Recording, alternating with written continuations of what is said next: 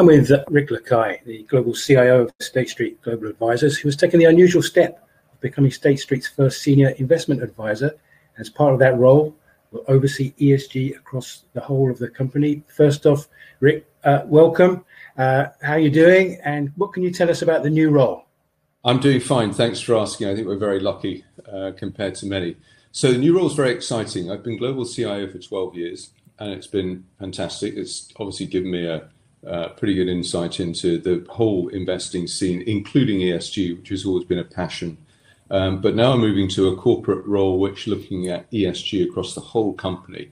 So I'm able to do what I think is important, which is to think about how State Street can make a bigger impact in ESG and capitalize on my investment experience, which I've had as global CIO and previous to that in other roles.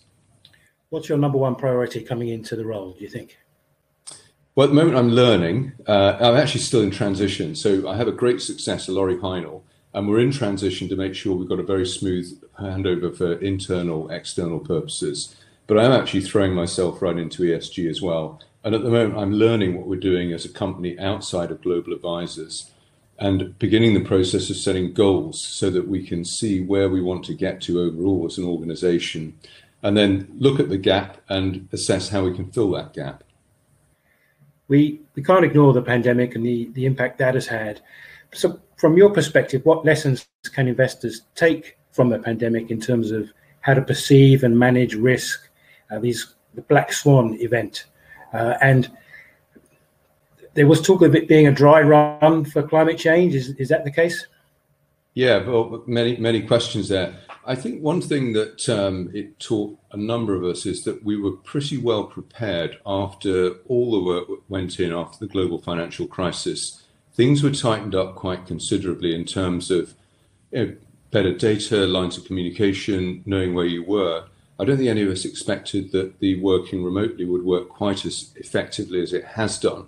But I think there's been a good time of preparation in a sense. So that's one thing we've learned, that we're maybe more resilient than we thought we were.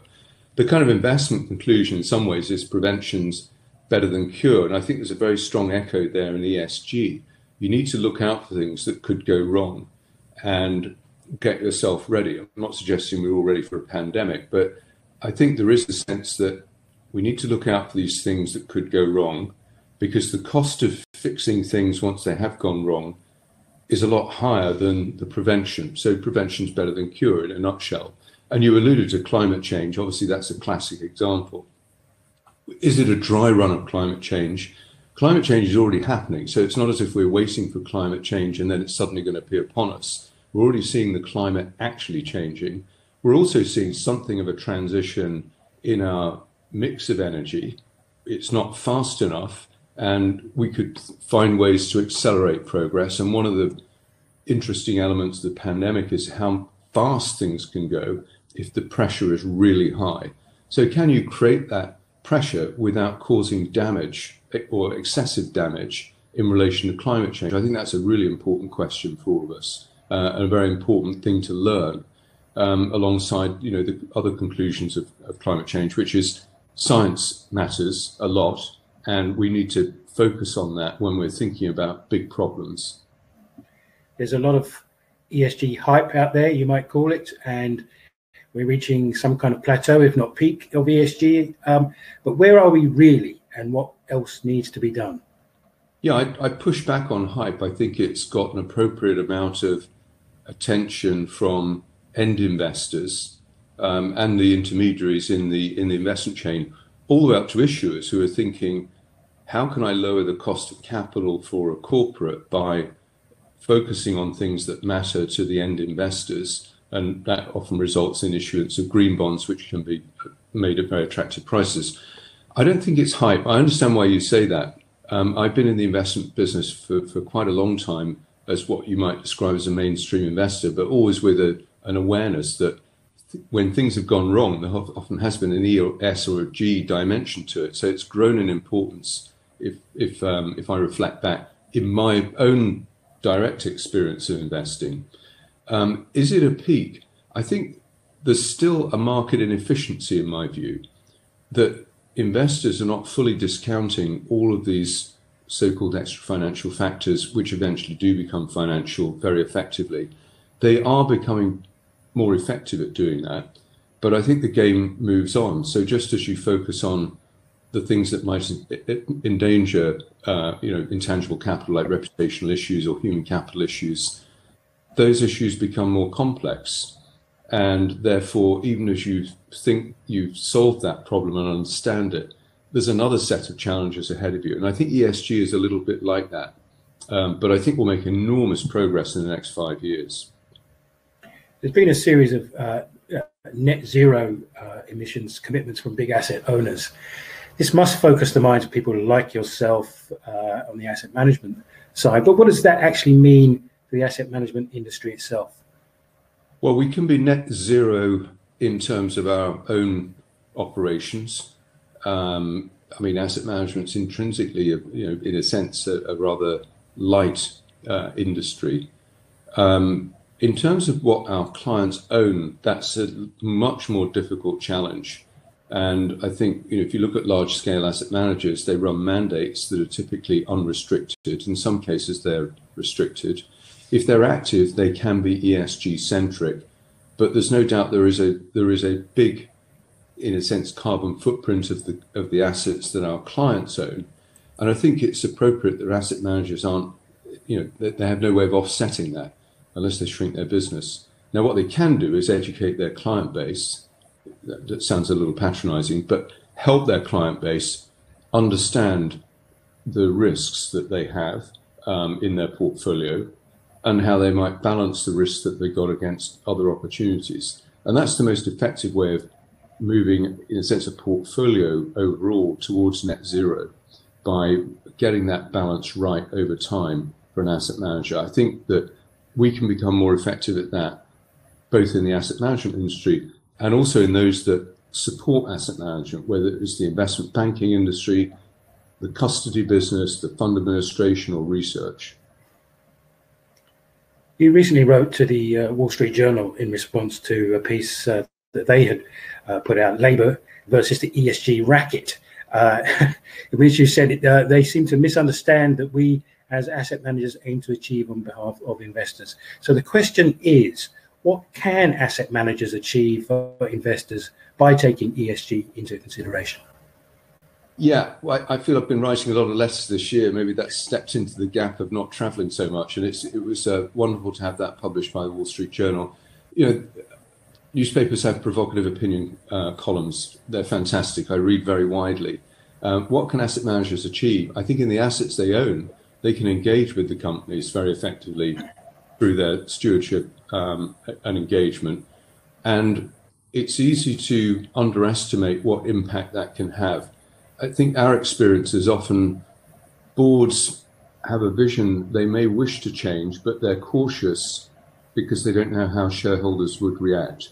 Now, they may not get the support of all the shareholders, but if you have a substantial number saying, yes, you're pushing on the right door, we'd like you to pursue that, whether it's disclosure or actual change in strategy, it really helps them to make those decisions. So I think I don't see investment engagement and stewardship as us telling companies what to do at all.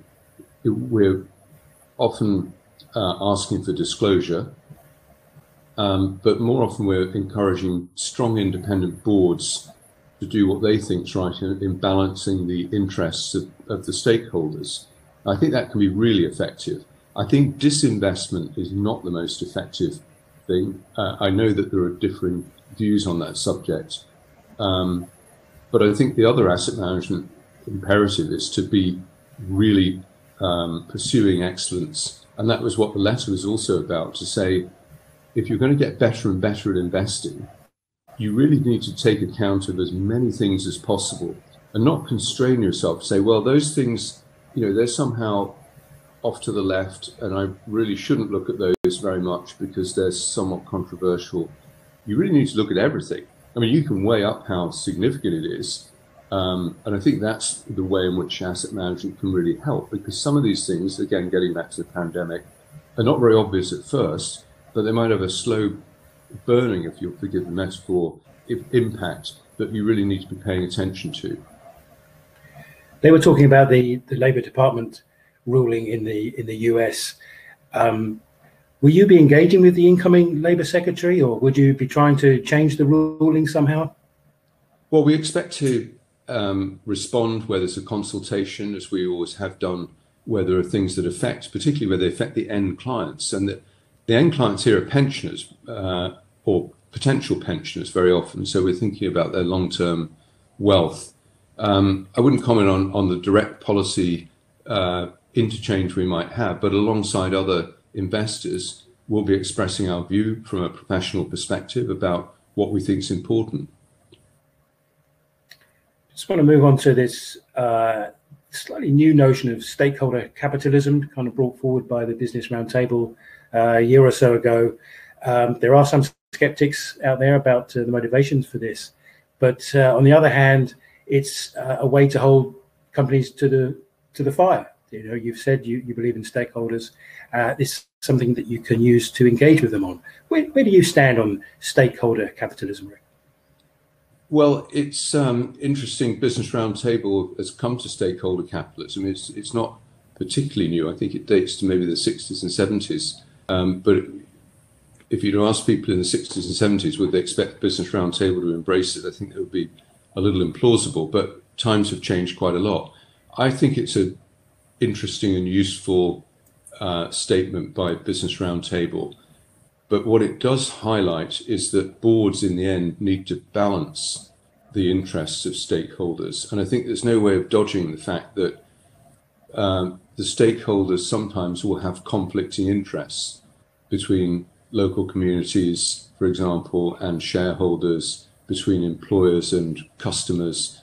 And boards, strong independent boards, are essential in untangling that thicket and saying, okay, I acknowledge there's a conflict, but I need to focus attention on, the particular priorities. Historically, they've been shareholders, and there's a reason for that. It's not necessarily to do with Milton Friedman's misquoted phrase, but if you don't have new capital, then that's a problem. And you have to ask yourself, will people commit new capital in terms of equity capital in order to gain future gains? So there has to be an acknowledgement that rewards need to go to shareholders, but shareholders need to acknowledge that their long-term rewards aren't really going to be there unless they've got the consent of stakeholders, and it needs to balance pretty carefully. That's I think the conclusion for me, but it was very welcome that it was acknowledged that way. Just want to get on to the capital markets themselves. So I've got a quote here from FCLT Global, focusing capital on the long term, saying that they found that savers are far-sighted, companies are far-sighted. The connection between them, they're saying the capital markets have a short-term horizon, making it difficult to achieve long-term goals. So are capital markets part of the problem or part of the solution? Well, there's certainly some evidence for short-termism, and I think if you look at survey data of CFOs, they'll often tell you that they take decisions that are focused a little bit too much on the short term as a result of pressures, and everybody seems to blame everybody else. They then blame the asset managers. The asset managers blame their own clients and say, well, they've got our feet to the fire in the short term. But when you look at the counter evidence, is quite strong, actually. There are people pouring money into businesses that don't seem to be able to generate a cash flow for a really long time, not just in technology.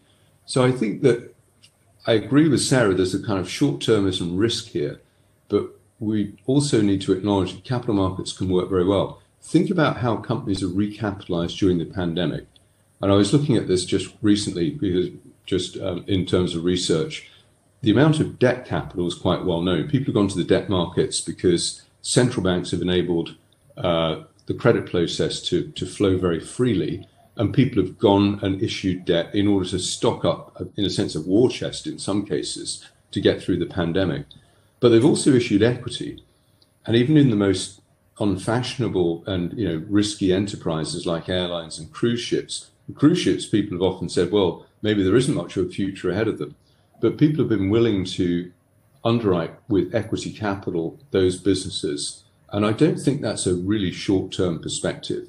So I think one has to get a little bit of balance here, and not, in a sense, capitulate to the idea that the answer for companies is somehow to be in private hands. I think there are many benefits of private equity ownership, but I think the liquidity of public markets is also important to acknowledge. So we need to get this right. And I think if you send the message out that capital markets are short term, there is a risk that people say, yes, they're short term. We should either put things into some sort of private context or really constrain investors that takes away their ownership rights. I just want to get onto the issue of ESG reporting standards. Probably, I think something that's quite close to your thinking. I'm thinking of the merger with SASB and integrated reporting. You've been thinking along these lines for a long time, I know, with the Project Delphi project, which goes back a few years now. But in your view, do the current developments go far enough? Are these the frameworks that we actually need? They're very useful. We've been strong supporters of SASB because of the financial materiality aspect to SASB. And I think we use that, in a sense, in our discussions with clients, with policymakers, to say we are focused on things that are financially material, and we've actually got a pretty good way of measuring the link between financial materiality and these metrics. But there is a diffuse range of ESG metrics for the simple reason that if you don't have mandatory disclosure globally by companies, then you've got other, not standard set of, you other private actors that step into the vacuum. So I guess that's a long way of saying it would be better if we had a bit more mandatory disclosure. But I don't think mandatory disclosure should encompass everything that an ambitious ESG-centric investor would want to see. It's not to say that they're not material, but I think that mandatory disclosure, i.e. by standard setters, should restrict itself, because otherwise there's a risk that you end up ballooning in volume in terms of the amount of work required by corporates, and also the work you need to do to kind of track it all down. So I think it's very welcome, but we should be on two tracks. One is, as a group, agree what we think is really important. A group, I mean investors, and then standard setters to say, yes, we hear you, and we're going to start making some of them mandatory.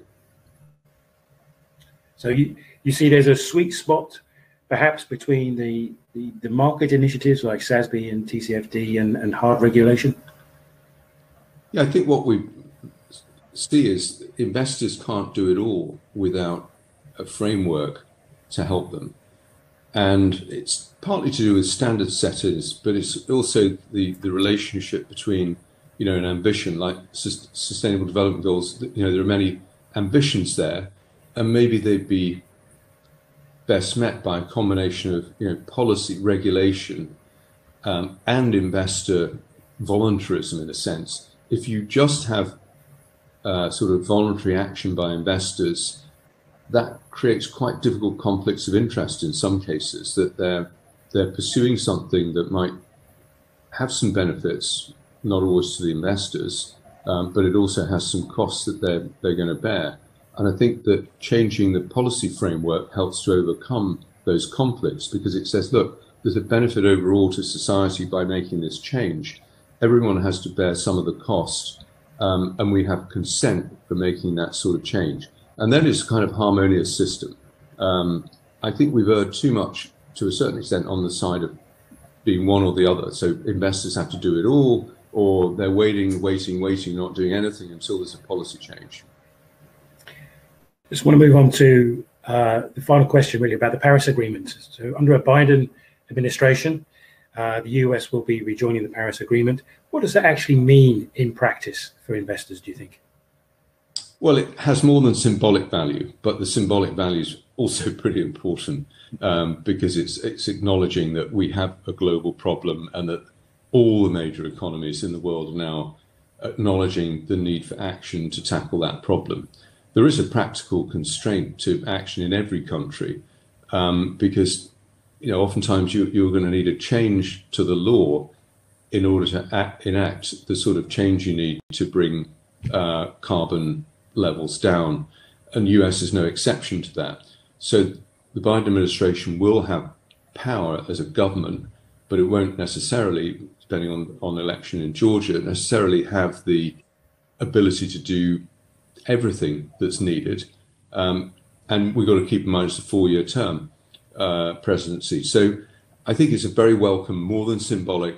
Things will happen. I think we'll see more investment as well to solve some of these problems. And I think that's, in my view, a nice proactive way of thinking about this. You've got a Biden administration that's coming in. They know they need a fiscal stimulus. We're very supportive of a big stimulus. And that can really help to change the pattern of investment spending, particularly in infrastructure and the energy transition that we need. So I think there are many positives that we could see, and Paris is just one of them. On that note, Rick, thank you so much